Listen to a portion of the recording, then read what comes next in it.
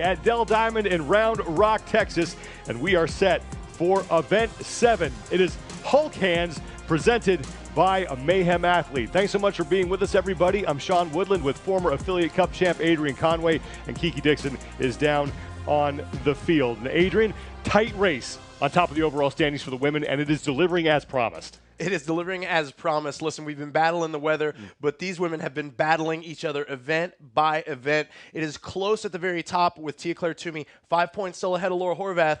But then we've got a lot of close races that are going to be taking place as these women are going to be fighting tooth and nail to get onto the podium. Emma Lawson right now sits in third place. She's hanging on to that final spot on the podium. But as you mentioned, Adrian, look how close it is behind her. Plenty of women are still in contention for that third and final spot on the podium here, and it's still Tia Toomey who leads, but again, that is razor thin. Just 5 points separate Toomey and Horvath. Event 7, it's Hulk Hands. It has changed just a bit because of the weather. Yeah, we've had to make a little bit of a pivot. We got to make sure that we keep the athletes' safety as a priority. The event is 30 calories on the Echo Bike to start. They're going to advance to 20 double fat belt, ground to overhead, so they can do that anyway, 50 pounds for the women. Then initially it was a 75-foot front rack lunge to the Zeus. This time the change is that they're going to take those fat belts and they're going to do 20 stationary lunges. Then they're going to run, bag, drag up the hill, return on the run, 20 stationary lunges, 20 double fat belt ground overhead another time, and then they will finish on the Echo Bike. First of 2 heats for the women is getting set to start here, and here are your lane assignments for heat number 1 of Hulk Hands. Paige Semenza is lane 5. She had a great showing last night in the deadlift event, as did Kyra Milligan. And Bethany Flores down in lane number 9. Bethany didn't do a single lift last night, so she does not have that posterior chain fatigue that maybe the other athletes are experiencing right now. And there is Emily Rolfe, someone who's really good at these long, grinding events. That's right. Emily Rolfe has a very unique skill set, Sean. When the workout is really hard and nasty, she happens to be good at it. And in all honesty, when an event asks of athletes high levels of work capacity, high power output, with minimal gymnastics skill set, she is one of the top picks each and every time. I talked to her before the whole event started this year at the Rogue Invitational, and I was like, hey, is it hard knowing that you really have to suffer to go get 100 points every time? Your skill set is so unique that when the workout's really hard, you thrive. The keys to this event are pretty simple. Ride your threshold to start. Although it's an out and back again type event, it's important to make sure that you don't get caught up in sprinting too soon, too early. We know that athletes can utilize that Echo Bike, and sometimes it can be a bit of a trap. And then also it's find your rhythm. This is a new apparatus, these Hulk Hands out here. And so because of the different range of motion that it will present in the form of versus a dumbbell or a kettlebell, athletes have to adapt on the fly. First heat is underway. Emily Rolfe and the rest of the women here getting to work on those 30 calories on the Echo Bike. And again, after this, they move to those fat belts. You ever messed around with those? You know, I've never touched one. I've seen them around. I've never actually gotten to play with one before. We'll see how the athletes adapt to that new implement. The biggest difference that I can see, of course, is that it's like a kettlebell minus the handle being on top, right? So it's going to put the athletes closer to the ground when they actually have to make contact with the ground. So it'll increase the range of motion a bit, and a demand of them that they hinge at the hip or drop their butt and squat down a little bit. But either way, Sean, they're going to be utilizing those legs that they have been pounding all weekend. Bethany Flores and Emily Rolfe are your leaders right now in these first 30 calories. There is Ariel Lowen, who right now sits in 11th place overall, 330 total points, but only 5 points back at Danny Spiegel for 10th. Yeah, this could be a particularly good event for Ariel as well. Nothing abstractly heavy here. I think she'll handle the ground to overhead very well. She's going to pace the bike like the veteran that she is, so she's going to ride her own race for sure. Couple calories remaining here for the leaders in the heat, and Bethany Flores is going to be the first woman onto those fat bells, 50 pounds on each one. She has to do 20 shoulder to overhead. That's about 23 kilos. Right, so this is the first look at this. This looks really cool. Bethany gets an opportunity to go between her legs. So I'm sure athletes have an opportunity to choose whether they want to go inside their feet or outside their feet. Most athletes, it looks like, are going to opt to go inside their feet so that they can hinge, tap them to the grass, extend in the form of a clean, and then press overhead. Emily Rolfe is also one of those fat bells. 20 ground to overhead here. And for more on that implement, let's bring in the third member of our broadcast crew, Kiki Dixon. Guys, these are the Rogue Thompson fat bells. They were co-developed with powerlifting legend Donnie Thompson. Essentially, it's a new take on the kettlebell. They have moved the handle and it's been repositioned inside the bell. Ideally, your hand and the bell are gonna act as one, so it'll be one nice fluid movement. I really love the way the athletes look to be moving with these so far. It certainly changes. It changes the stability overhead. Of course, the point of control within the weight is very different now. So folks, if you're watching this at home and you're thinking, well, it looks a lot like a dumbbell, wouldn't it feel like a dumbbell? It'd feel very different due to the shape difference, due to the way that we have to navigate our bodies with this circular apparatus versus the two heads of a dumbbell that always feel equally distributed the entire time. There's a bit more stability that's going to be asked of these athletes, especially when they go shoulder overhead. Emily Rolfe with 5 reps remaining as Karine Freyova has moved into second place. Final 4 reps for Rolfe. She takes a break. Flores is back on. Now after this is where the change to the event was made. It was going to be a 75-foot front rack lunge with a 95-pound barbell. That has changed. We're now doing 20 stationary lunges with those fat bells. Yeah, and this is where that change in this event has to be a thing on the athlete's mind. It has to be important because now they're going to be having to slug through 20 more reps with those fat bells versus going to pick up something they're more familiar with in the form of a barbell. To me, I would change my pace. Then I intentionally decided to come out just a touch and probably lay off the threshold with these ground to overhead just so that I'm much more prepared for those lunges. There's Karine Freyova, who comes in 20th place overall, just hasn't been able to get on track here. Her best finish was an 11th in event number 3.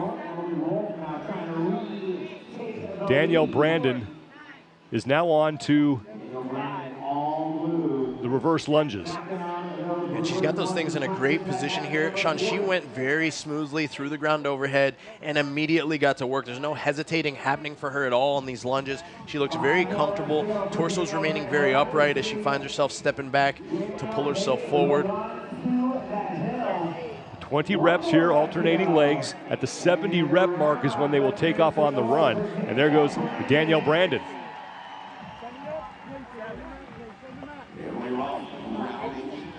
Brandon has completed all 70 reps. The score on the left side of the screen does not reflect the work that she has done, but she is clearly in the lead. Emily Rolfe is right behind her in second, and now Ariel Lowen is heading to Mater Hill for that bag drag.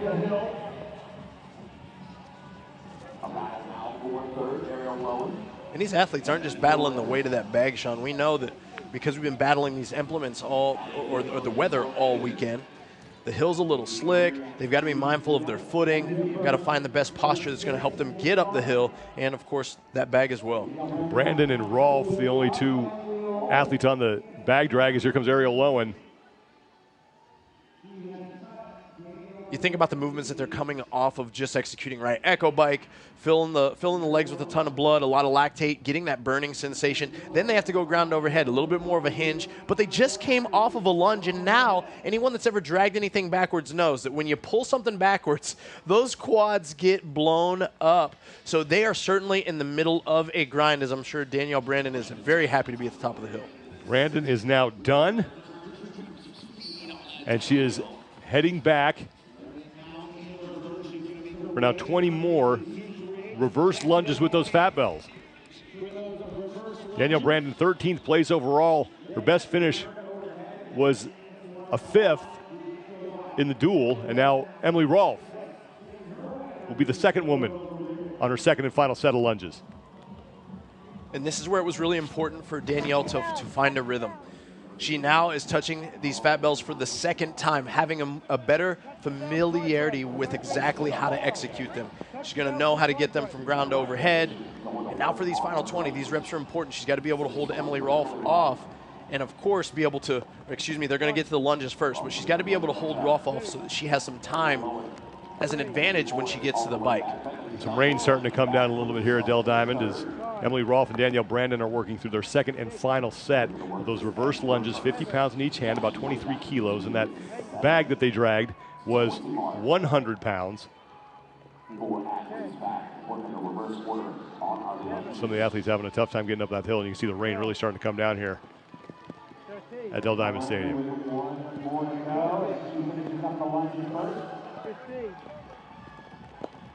45 kilos on that drag bag as more women are on their second and final set of reverse lunges. And as we watch this rain continue to fall, Sean, there's a lot of considerations on the fly that athletes are forced to make. One, of course, is the hill. That's the obvious one. They got to make sure their footing is continually very solidified every step they take. But even with these lunges, they've got to be careful and cautious where they place that back leg. This also forces them to lean a little bit more forward into the front leg, which is already under a ton of duress with the weight on their body.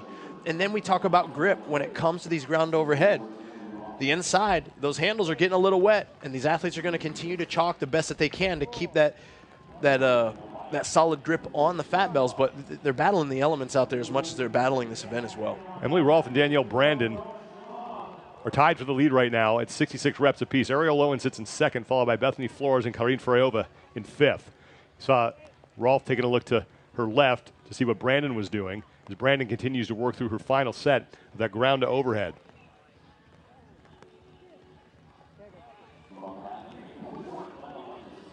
Emily Rolfe is trying to look over constantly right there, like you mentioned, Sean, right at Danielle to try to figure out where is she, how long is she resting, how much time do I need to make up.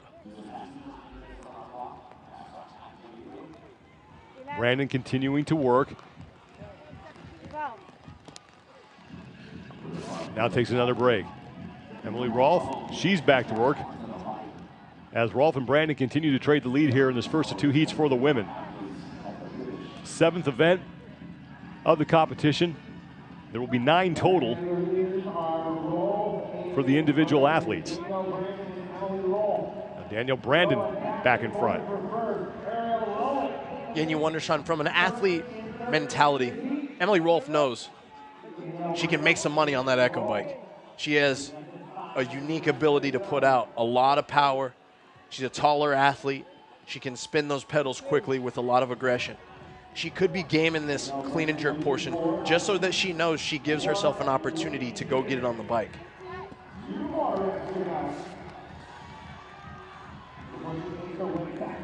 Danielle Brandon is getting close to finishing up. Emily Rolfe now has 4 reps remaining.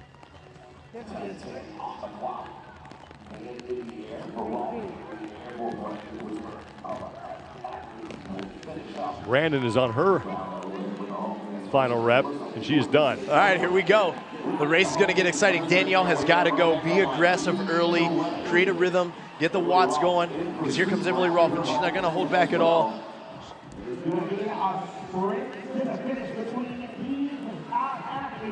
Rolfe and Brandon, first 2 women to the Echo bike. 30 final calories, and then they have to get across the finish line. Ariel Lowen has 4 reps remaining on the ground to overhead. Now 3, as Lowen looks to be the next woman to get to the bike. And one thing for us to try to be able to eye up is the way that the handles are moving. It's an easy visual you can see. Typically, if you see someone's hands flushing back and forth a little bit faster than another, that means their RPMs are higher. They're making more revolutions per minute. That's going to reward them more calories in a faster time. Right now, it looks like Emily has a bit of an edge when it comes to the RPM output, and we'll see how it plays out as the calories continue to chip away.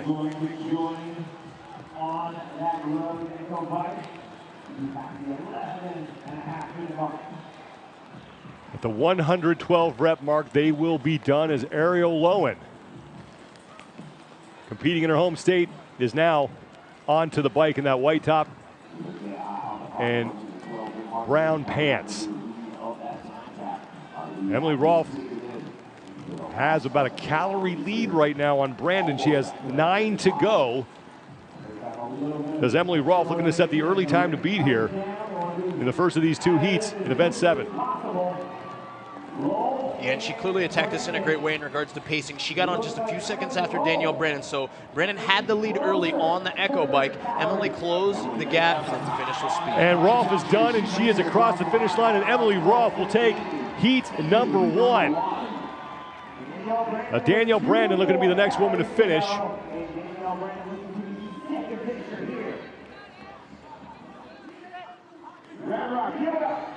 And Brandon is in.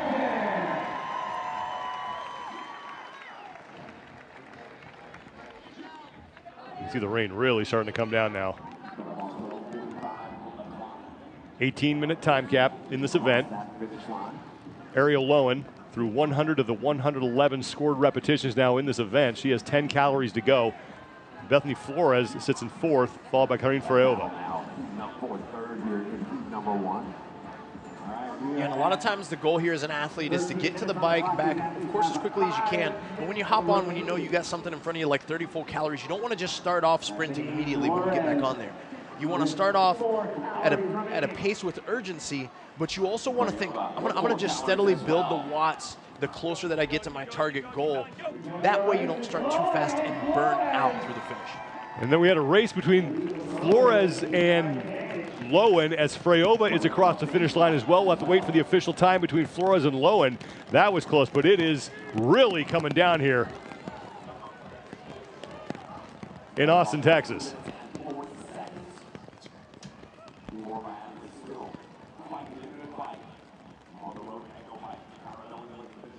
Some of the heaviest rain that we have seen all week.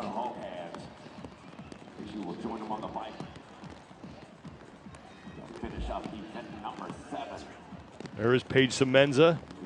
Comes in 12th place overall, coming off a 10th place finish in the deadlift event that saw her pull 375 pounds. Paige Powers, 15th place overall, is getting set to finish up. Her best finish was an 8th in event number 3, and now Paige is in.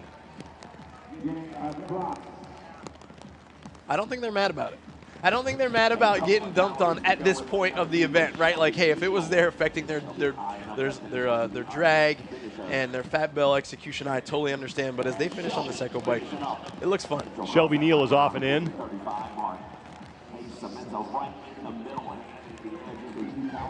And Neal is just going to enjoy the downpour.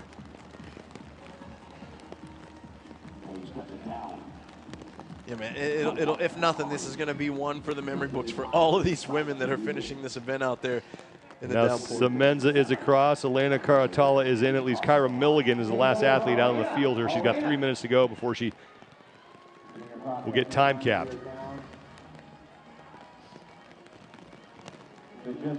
Everybody's trying to avoid the rain, including our cameras. A lot of plastic bags out there on the field right now, protecting some valuable equipment as Kyra Milligan is looking to finish up her final 30-calorie bike. Now the rain's starting to let up a little bit here. Kyra grinding through this has had some solid performances throughout the weekend, knowing that this is a time domain, this is a chipper style event that is something that she's trying to expand her growth in as an athlete and certainly be able to capitalize on more points in the future here. Milligan pulled 395 pounds last night in the max deadlift event for a 5th place finish. Best of the competition for her. And I guarantee you, 5 calories remain for Milligan. She's not having an opportunity to touch many heavy weights in training for her right now. Right, we all understand that as a competitive athlete, you've really got to lean into training your weakness. She's doing a lot of running. She's doing a lot of aerobic development.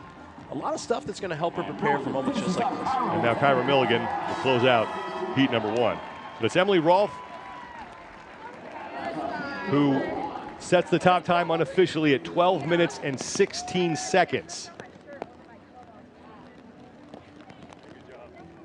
Yeah, Emily did a great job there executing. I mean, she was an athlete that we watched all the way from the beginning. We know that with her history, her athletic performances, she She's got a natural skill set for long grinder-style workouts, and at 12:16, we still consider that a moderately long workout in this sport. And it's a long time to be grinding through 40 dumbbell clean and jerks at 53 pounds, and same with all the lunges and everything else that was asked for. Take a look back. Danielle Brandon did a great job early pacing. She was the first one to the hill. Again, we talked about how easy these athletes make it look, but how difficult it actually is, especially coming off the ground overhead and the lunges that they had to do. And she was actually the first one back here, even to the lunges, as we see her executing. Emily Rolfe just chipped away at that lead the entire time as both of them went unbroken on the back half of these lunges. And then it was really back and forth through the ground to overhead, eyeing each athlete looking left to right. Brandon was to the echo bike. Enough time just to accumulate about 2 to 3 calories ahead of Emily Rolfe. But we know Emily Rolfe, she's going to say that that echo bike is her jam, and she closed the gap and was able to recapture that lead to finish across this smooth, wet, and glistening floor here at the Rogue Invitational. I'm sure they're enjoying these cool temperatures right now. 12:16 unofficially for Emily Rolfe, your top time heading into